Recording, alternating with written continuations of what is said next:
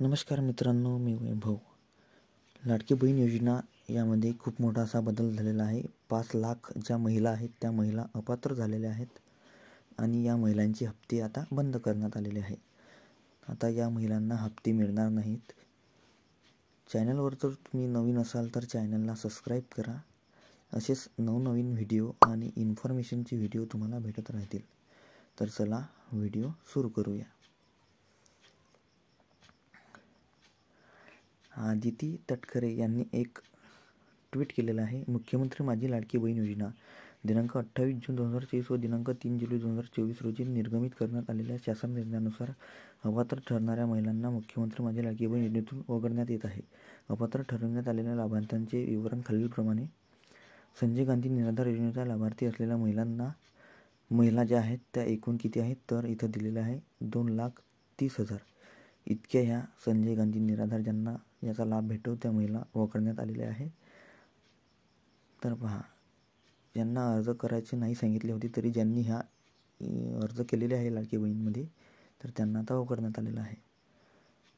आणखी पुढे काही महत्त्वाच्या बाबी दिलेल्या आहेत. तर पहा, अपात्र ठरण्यात आलेल्या लाभार्थ्यांचे विवरण खालीलप्रमाणे. आपण संजय गांधीचं वाचलं. वय वर्ष 65पेक्षा जास्त असलेल्या महिला 1,10,000 आहे. त्याच्यात ज्यांना 65 वर्षाचा निधी मिळतो त्यांना सुद्धा अपात्र करण्यात आलेलं आहे. कुटुंबातील सदस्यांच्या नावे 4 चाकी गाडी असलेल्या नमो शक्ती योजनेच्या लाभार्थी असलेल्या स्वेच्छेने योजनेतून नाव मागे घेणाऱ्या महिला 1,60,000 आहेत. ज्यांनी स्वेच्छेने मागे घेतले त्या 1,60,000 आहेत.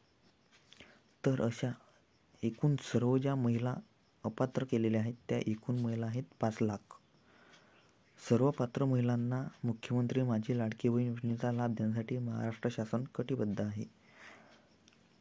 आणि यात आणखी यांनी एक दिलेलं नाही, ज्यामुळे काही महिलांना लाडकी बहिणीचा हप्ता मिळणार नाही. तर याचे कारण आहे की ज्यांना PM किसान किंवा नमो शेतकरी योजना याच्यामार्फत जो 2,000चा हप्ता मिळतो त्यांनासुद्धा याच्यातून वगळण्यात आलेले आहे. तर मित्रांनो, असा हा महत्त्वपूर्ण व्हिडिओ होता. व्हिडिओ आवडल्यास व्हिडिओला लाईक करा, शेअर करा, कमेंट करायला विसरू नका आणि चॅनलला सबस्क्राईब करायला सुद्धा विसरू नका. हा व्हिडिओ तुमच्या बहिणींपर्यंत शेअर करा. धन्यवाद.